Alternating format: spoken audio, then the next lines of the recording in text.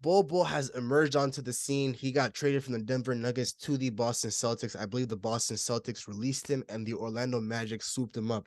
This guy has been on a tear this year. 12 points per game, 7 rebounds. The numbers don't look great. 26 minutes per game.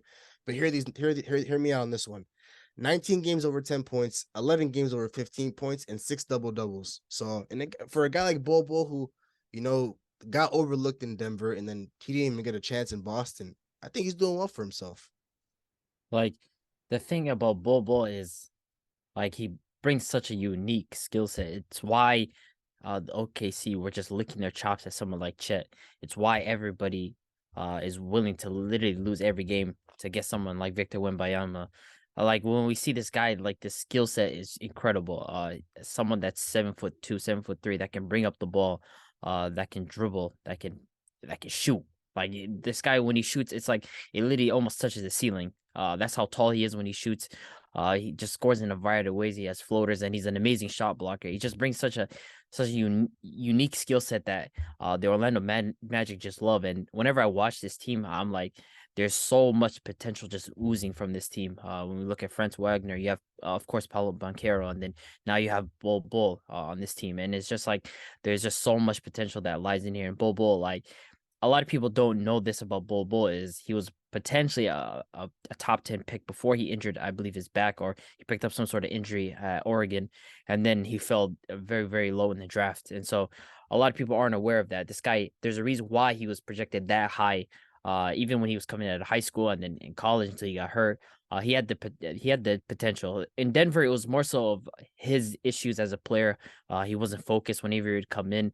I just felt like he didn't do a great job, and Denver had especially for a team like Denver. When you look at it, Denver are a contender. They're not looking to develop a player. If you're not willing to contribute right away, then it sucks. They have they're not going to just give you like, okay, we'll give you time to develop and stuff. That's just not going to happen. So, it's good that he got sent to a team where he's able to develop and continue to grow as a player. So it's nice to see. Yeah, man. For me, it's like the perfect opportunity. Like Abby said, like he went to a team where he couldn't develop. It's on a team that's already building towards a championship. They're already a piece away from it, so they're not going to give him minutes. They're not going to try to, fit him into the offense, give him some minutes. So it was good to see him get released. In the same case with Boston, it's another team that's already a championship team. They're not going to develop you as a player or not. So for him to get picked up in Orlando, I feel like it's the perfect situation with that type of team that they have. He fits in perfectly with that lineup of Paulo, France, just that Wendell Carter when he comes back healthy. That's a big lineup, and he's playing the small forward in the two. And you have a guy that before he got hurt was potentially a top 10 pick in the league in the draft. Him as a 7'3" guy that can dribble, that can bring the ball up, that can shoot, that can play defense and can attack the rim all at once is pretty crazy to me. So I feel pretty happy for him to come out and get minutes, actually start play good minutes. And these guys are what 6-0 the last 6 games. Pretty sure. And if you look at him, they beat the Clippers, they beat Toronto twice, and they beat Boston twice. And he's been hooping in all those 6 games. So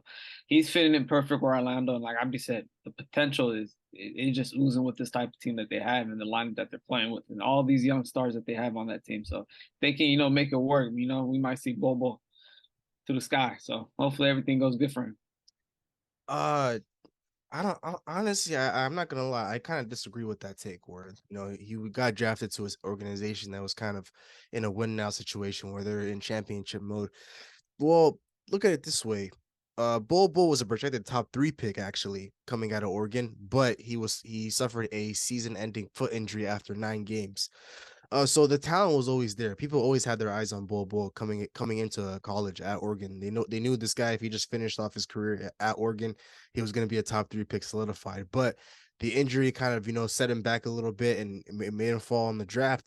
But when we look at a team like the Denver Nuggets that picked him up, those guys picked up a guy like Michael Porter Jr., who, well, just like Bol Bol, suffered an injury. He suffered an injury to his back, and of course, he was supposed to be arguably the number 1 overall pick, or at least top 2 for sure in that draft.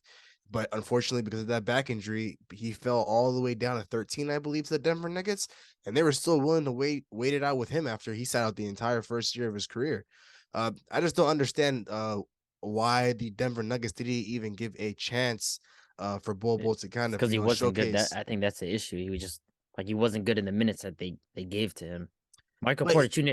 I can't lie. Michael Porter Jr. Like he's pretty productive as a player whenever he comes in. Like of course, this guy has the craziest green light, but like he fits exactly what the Denver Nuggets be. Just sit corner and shoot. Bol Bol is more so like he has a skill set that like one you can argue, yeah, the Denver Nuggets aren't gonna really utilize it, but at the same time he wasn't good in the minutes that they offered to him. So like that's a big reason why. that is a good point. I mean, just I do agree with this. I would say this for sure.